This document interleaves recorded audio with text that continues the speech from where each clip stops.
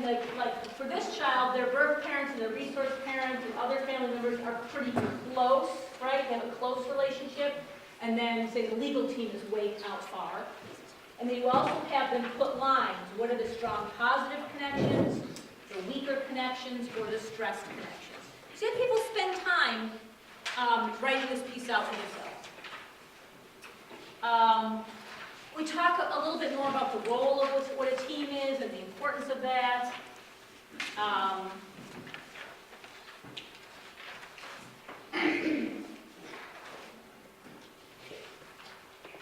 We talk about why advocacy is so important.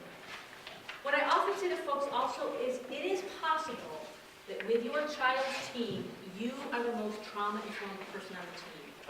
And that often is surprising to caregivers, but I think that's a really helpful, validating piece. They certainly are the experts on their child, right? And unfortunately, so many caregivers feel like they're the least important member of the team, or they feel discounted, or they feel like their voice doesn't matter. And I know sometimes other people do things to make them feel that way. I get it. But as much as we want to shore caregivers up, that their voice is really important. And one of the things that's really important is for them to be able to articulate what child's traumatic stress is and how it impacts their child and what their child needs. And a lot of folks at this point, they've sat through this class for 10 weeks.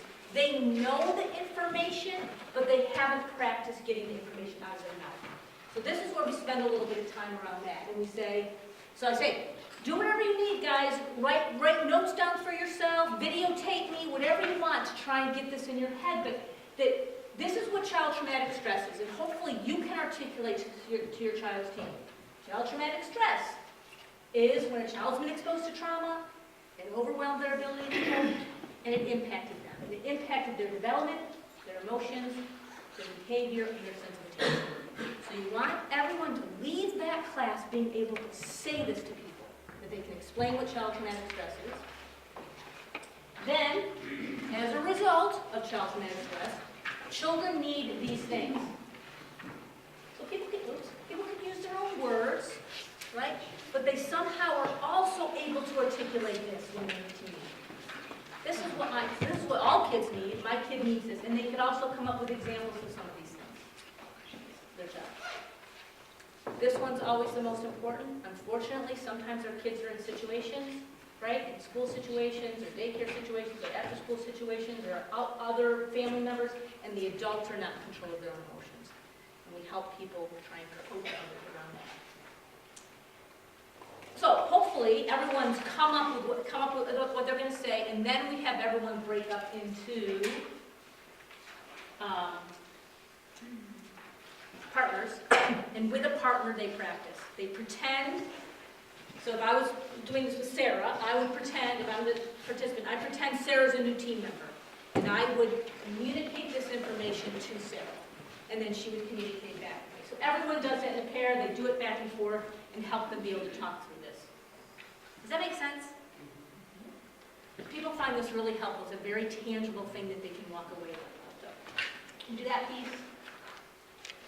We spend some time reminding them that bio-parents are a part of the team, even if they never, ever, ever, ever come to those meetings, right? Even if they live in a homeland part of the country, they're still a part of the team. Yeah.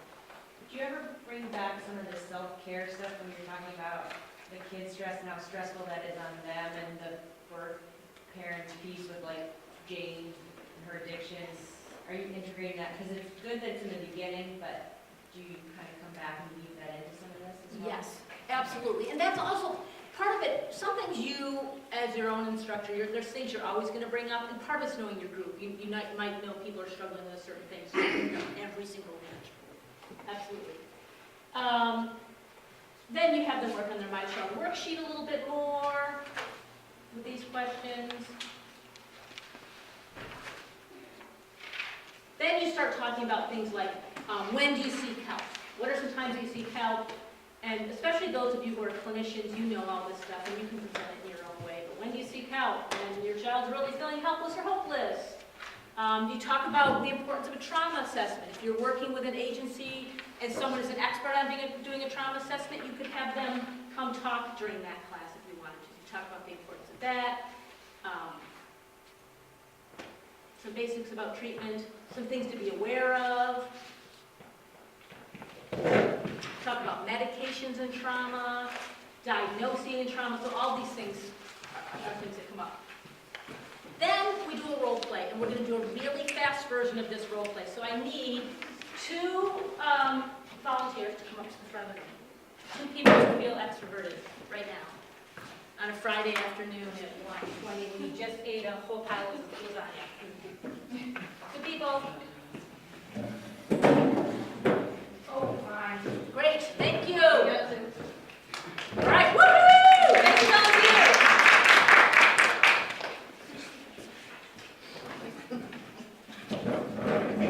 I took the PowerPoint down because I didn't want to blind them, but basically we run through one of 2 scenarios. And one scenario is that a child is going to, one person's a doctor and the child's receiving 3 different medications but no therapy, and you want to advocate for the child. And the other is the child's going to individual therapy and you want to be a part of the therapy and the therapist doesn't want you to be a part of it. So do we want to do the medical one and the medication one or the therapy one? Therapy. Therapy, okay. Who wants to be a parent and who wants to be a therapist? Monica, you're a therapist, Tina, you're a parent. Okay, Okay? I can relate to it. Okay. What am I doing now? Hold on, I'll tell you. Okay. So, Monica, channel every evil therapist you've ever thought about. How long do I have to? You believe that children should talk to their therapist and everything's 100% confidential and the parent really needs to be the heck out of it, especially a foster parent. They really don't have any role in the therapy. Okay? Tina, you're like, you just went to this RPC Plus workshop and they're saying that family therapy is really important or that at the very least you should be involved in what's going on. Am I a foster parent or a biological parent? Foster parent. Okay. And so Tina is going to meet with the therapist and try and convince the therapist to change her ways. Don't give in right away. And then what we're going to do as an audience is Tina's going to do a little bit, and every once in a while I'll call time out, or if she gets stuck, I'll call time out, and then people will give Tina tips and advice, okay? Okay, well, I gotta tell you, I'm a little bit nervous about this. Do you feel like you can do it anyway, or do you want to tag out? I'll push on, All right. but just know that I'll do it right. No, in fact, if you do it wrong, that's better for us, because then we can get someone else to give advice. You can't lose. Yeah. It's a win-win. So talk to Monica, you just went in, you're going to see the therapist, and you want to talk to her about getting your foster child, that you want to be a part of the therapy. Okay, So just make it up. just make it up. Okay, so Jane has been coming to see you for 3 months now, and I just recently finished a class that really encouraged more parental involvement and more of a proactive role in helping children who've experienced trauma. And I'm kind of trying to get some of your feedback on that to see how we could work together to meet the needs of Jane. Well, it's always been my thought that the child needs to be safe in therapy, and I need to be able to keep Jane safe. And if she knows I'm talking to you, she's not going to say anything to me because she's going to know that I'm talking to you. So I think your role is better served at home, whereas my role is better served in the office. However, when you think about that, really the role of the parent or primary caregiver is that support on a 24-hour basis. And while I respect everything that you're doing, don't you think that I'm going to be more on page with you if I'm able to be here and be a part of what's going on with Jane's therapy? Well, if you want to meet with me and talk about your past history, I'm more than happy. But I wouldn't want to break client confidentiality because then she's not going to talk to me. All right, time out. You're doing great, Tina. Any tips, advice, what you might say in this situation? She's doing great. She's doing great. Just let her keep going, or, yes? Maybe offer a compromise so that you're kind of not necessarily imposing what you want to have in your ideal situation. Kind of trying to do a give and take with the therapist and maybe offer, well, maybe I could come in for the last part of the session, or, kind of meet somewhere, so there's a safe place where the child will talk with the therapist, but then maybe there's bits and pieces we could all talk about together and make things better at home. All right, great, good idea. Another suggestion? Just saying that you want to provide consistency of care and that you validate the therapist's strategies for helping the child, but it was so they were shared with you, that would help the child. Okay. If she does a good job, you can start to back down. Oh, one more idea? Well, I'll just say, sometimes for relief therapy, something in therapy kind of had triggered her, and there's some behaviors. So if I understood what that was all about, I could respond to it much better. Great. All right, one more chance, go for it. Okay, and so I lost track of where we were. I think I said something about, Oh, we my need own meet therapy. with you for therapy, yeah.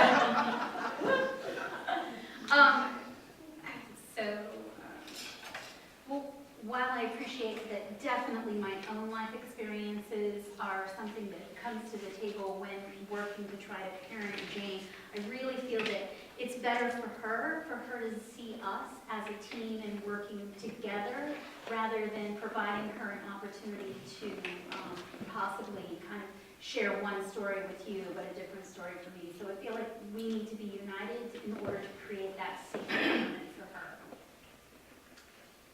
What would that look like for you? Well, I think that's a really good question. And so I think that part of that is by allowing me to be a part of that therapy and ongoing support of Jane is that, that she can see that we're working together to help her. And in some of that, it might be an opportunity for me to kind of observe some of the therapy that you have and interactions that you have with her, but then also that opportunity for you to kind of view some of the interactions that I have with her, which really can only happen if we're in this together and in the room together during this time.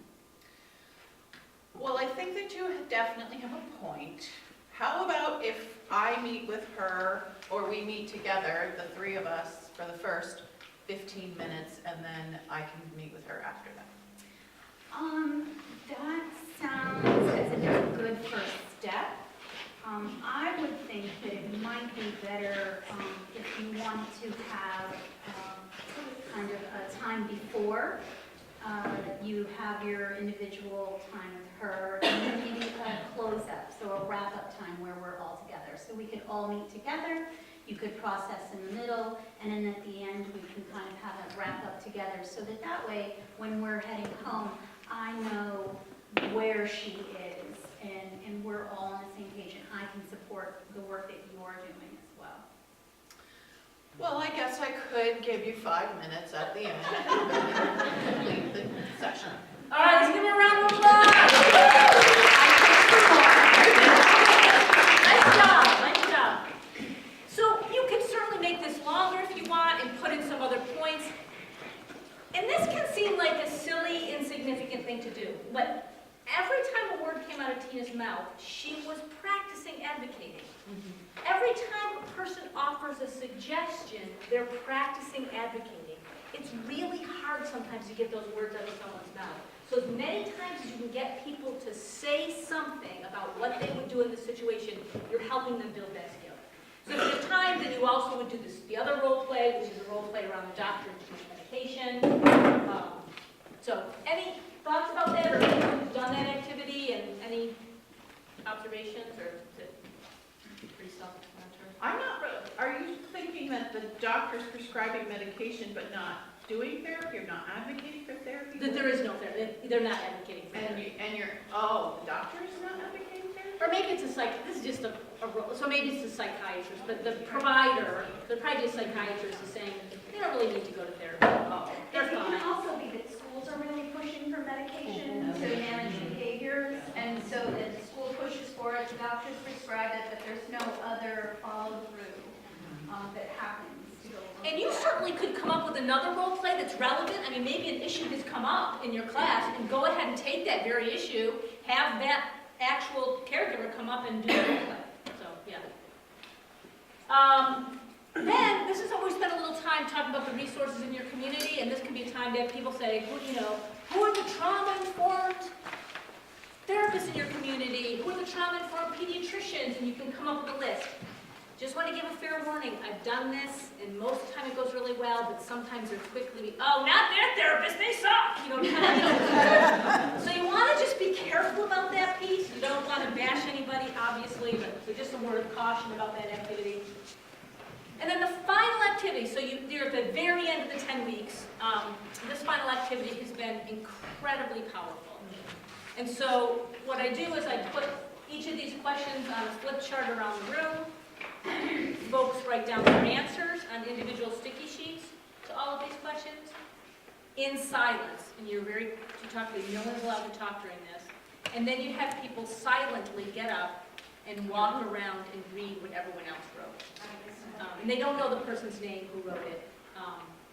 It's just really powerful. You know, people say a lot of things. I think the one that is most stands out for me is number 2. Now that I know that I didn't know that, I forgive myself before. And people say pretty powerful things, and it can be a step in kind of healing and helping them forgive themselves. Because I guarantee you, every single one of us, if we work with kids, we've done something that we regret and feel bad about. So, and that's the class. So that's how the whole thing goes. Yes, sir. This is a silent activity. So, completely silent, the whole thing. And then we don't process it after either. It's the end of it. And then, actually, so it ends, everyone sits back down, and then we do a final checkout question.